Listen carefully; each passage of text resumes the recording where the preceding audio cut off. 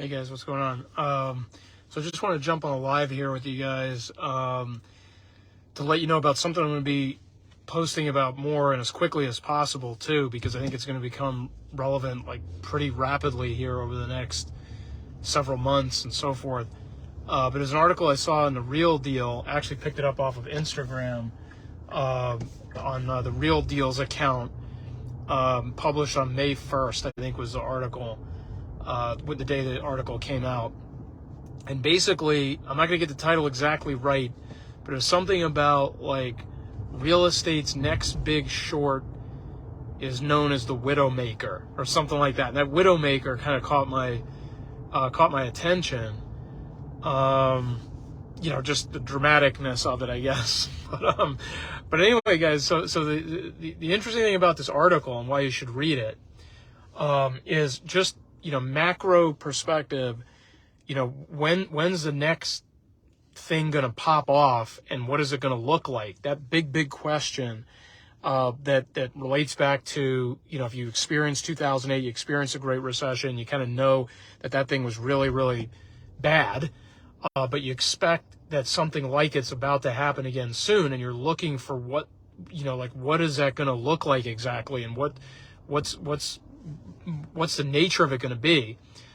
This article kind of helps build out another piece of that puzzle. And it's basically talking about commercial real estate.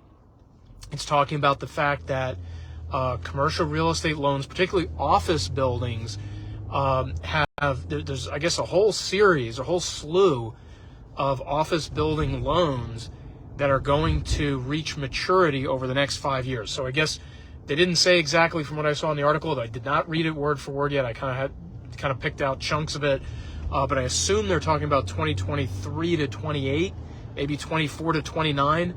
But there's these maturities coming due, and these office buildings. I mean, they're still partially empty because of work from home policies, economic fallout from the pandemic, et cetera, et cetera.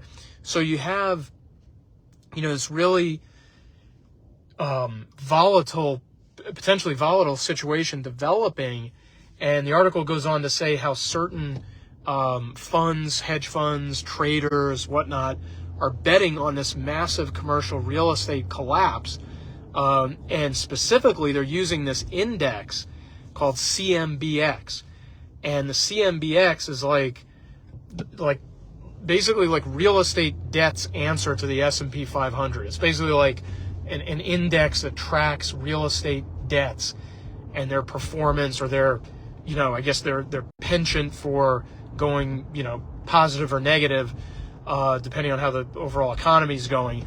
Because supposedly on this CMBX, you have these different tranches of loan types. You have offices, you have malls, you have apartment buildings, you have all this kind of stuff that's sliced up on CMBX, and then furthermore, on CMBX you have different ratings. So you have AAA malls, you have triple B malls, you have triple B minus malls, which is one step above junk, and basically like you can bet on how bad you think those sectors of real estate are going to perform by taking different positions on this index.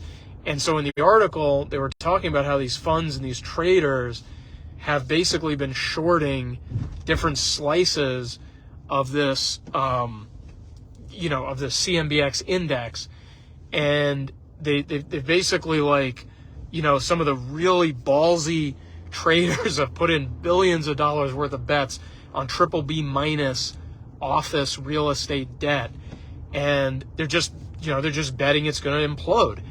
And the other thing that kind of strikes me about this article, guys, I'm just kind of rambling off the top of my head here, so hopefully this brings you some value.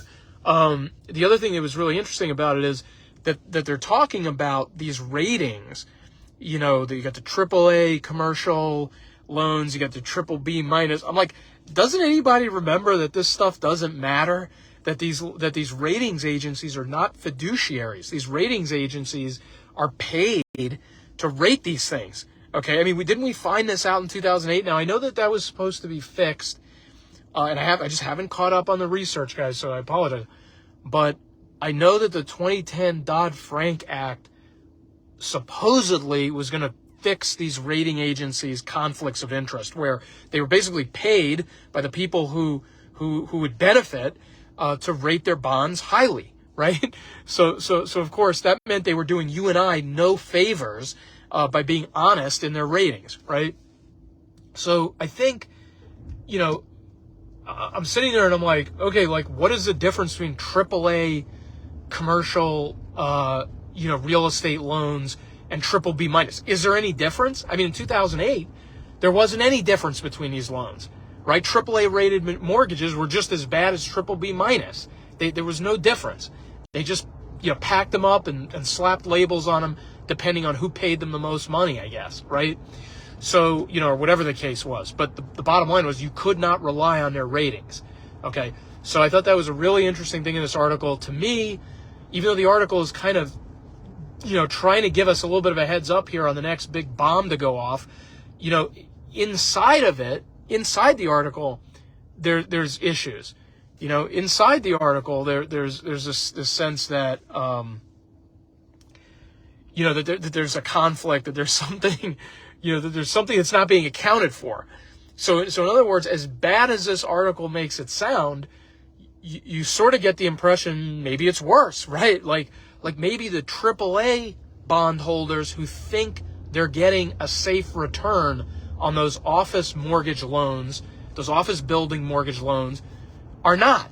Maybe they're sitting on dynamite too, and they don't realize it, right? So this is a really fascinating article, guys. It'll be up on the Twitter page. I don't think I actually tweeted it out yet. I think I just kind of saw it on Instagram and dove into it.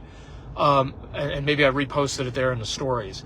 But this is something that I've got to go line by line through this. I've got to get a more structured kind of section by section analysis of this up on YouTube.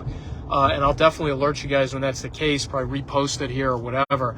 But it's really worth checking out, guys. I mean, if you're into real estate or you're trying to track this macro trend that's sort of unfolding excruciatingly slowly, you definitely want to check out this article and see what they're talking about with regard to these commercial property loans that are going to supposedly implode any day now. I mean, not any day now, over the next 5 years. So anyway, check that out when you get a chance, guys. It'll be up on the Twitter page, and drop me comment or questions here, and I will address them as quickly as possible. But thanks for checking this out, guys.